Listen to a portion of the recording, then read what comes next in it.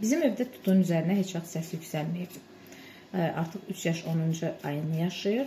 O artıq söz, kobudluq, heç bir şey görməyib. Əslində bu normal olan haldır. Normalda belə olmalıdır. Uşaq bu şəkildə böyüdülməlidir. Amma təəssüf ki, cəmiyyətimizdə bunu izah edə biləcəyimiz kütlənin sayı çox azdır.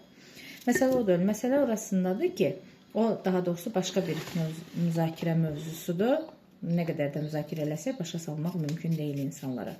Bugünkü mövzum isə odur ki, deməli, mamam Tutunun 1 qram göz yaşına belə dözə bilmir. Yəni, Tutu ağlasa, mamam ondan əvvəl ağlamağa başlayır.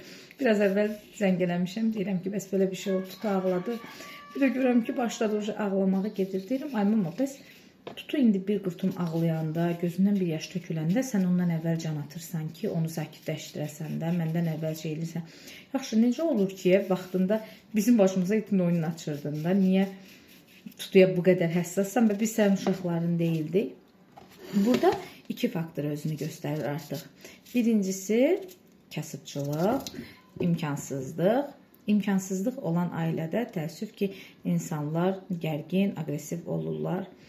Çünki uşağı necə böyüdəcək, nə edəcək, yəni bunlar biraz məchul olduğuna görə istər-istəməz ailədə aqressivlik olur. Ailədə aqressivlik olursa, avtomatik olaraq bu aqressivlik uşağa keçir. Hay can, nə oldu?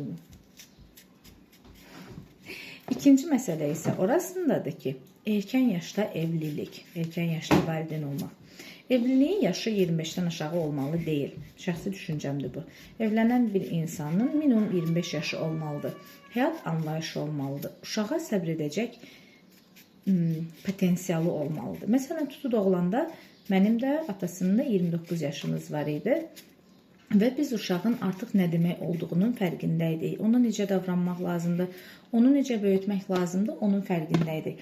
Amma 18 yaşında valideyn olan biri özü hələ uşaq ikən uşaqla necə davranmaq lazımdır, onu elədiyi hərəkətlərə necə səbr eləmək lazımdır, onu başa düşəcək potensialda olmur. Üstəlik də bizimki kimi bir cəmiyyətdə yaşayırsansa, uşaqlar insan kimi yox da bir əşya kimi böyüdülürsə, nə bilim, bir çox üzr istəyirəm, heyvan kimi böyüdülürsə, uşağa qarşı min bir kobudluq olunursa, belə böyüyən bir cəmiyyətdə 18 yaşında bir ana, bir ata ki, atalar daha biraz böyük olurlar istər-istəməz, 18 yaşında bir qadın uşağı normal şəkildə böyüdə bilməz. Ona səbr edə biləcək potensialda olmaz.